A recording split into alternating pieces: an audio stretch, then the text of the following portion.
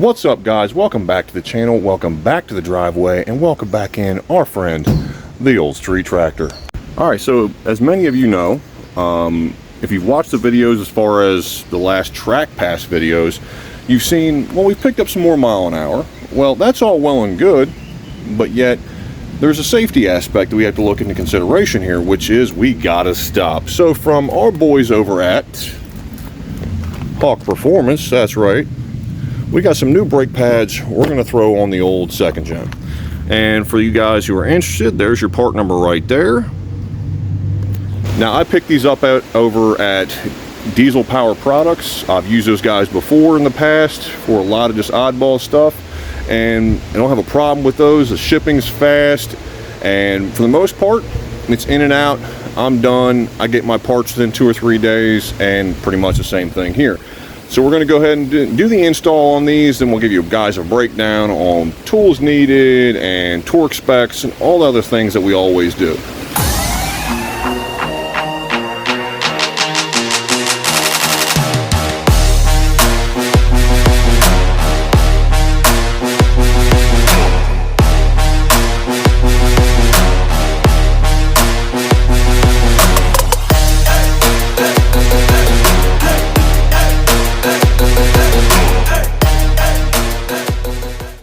Alright, so if you got her all disassembled at this point, you want to check the obvious stuff. So you want to check your piston, and you want to check the boot itself. Make sure you don't have any leaks here. This is a reman caliper that I put on roughly about 1,000 miles ago or so.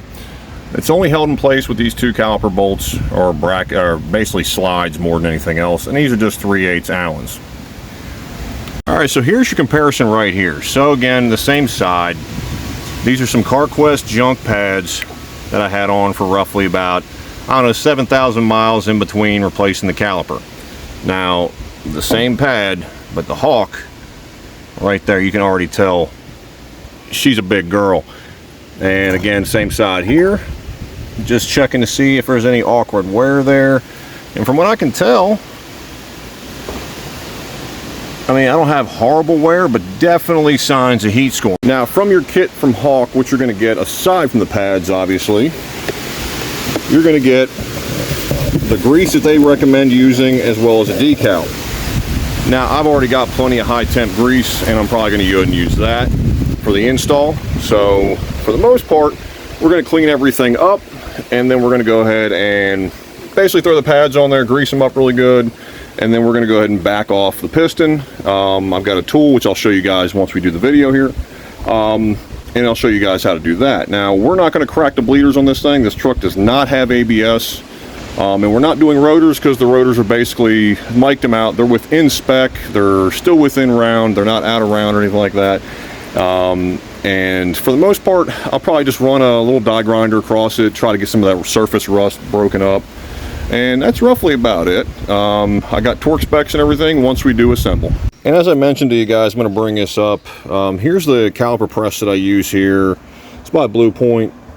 There's your part number right there. I've used this one for years. I absolutely love it. It's way easier than using anything else, in my opinion.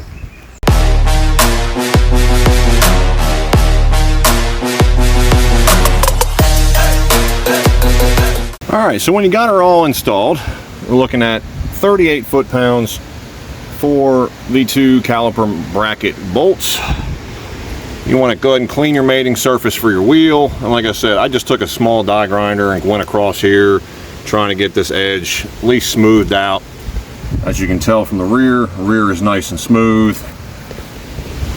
Again, we didn't have a whole lot of miles on these rotors, probably 5,000 to 7,000. But like I said, never had any brake shake, none of that. I just literally wanted a better brake pad to hopefully assist in stopping this truck. For the guys out there who are going to say, hey, you should have changed the rotors with those pads. Yes, I'm aware of that. But I didn't have an issue with the rotors. They're within spec, and again, they weren't, you know, I didn't have any vibration, none of that. And, you know, for the most part, it's my truck. You can do as you would choose. This is a fairly new reman caliper. Probably got 2,000 miles on it, if that. So for the most part, the brake hoses, the caliper, brake pads, the only thing that's really got any sort of age to it is the rotor. So we're going to go ahead and reassemble the driver's side now, and then we're going to put it all back together, and essentially we're going to go ahead and test drive it, go ahead and break these pads in, and see if we have an improved stopping power, which I'm really hoping we do. So stay tuned, guys.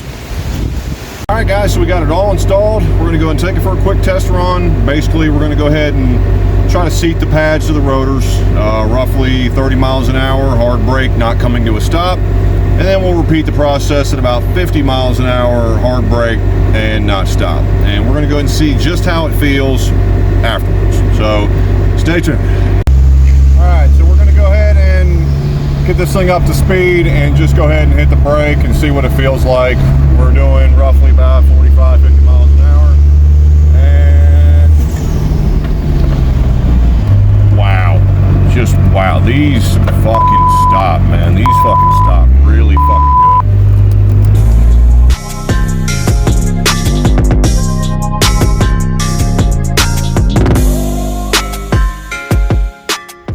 So hopefully you guys found the video informative. If you guys are in the market for just I would say above OE quality pad, go over to Diesel Power Products, pick yourself up a set of these Hawk pads because they're worth it. I'm telling you right now, if you got a second gen with some crappy brakes, let me tell you, they are it, man. I'm telling you, you're going to stop so much better.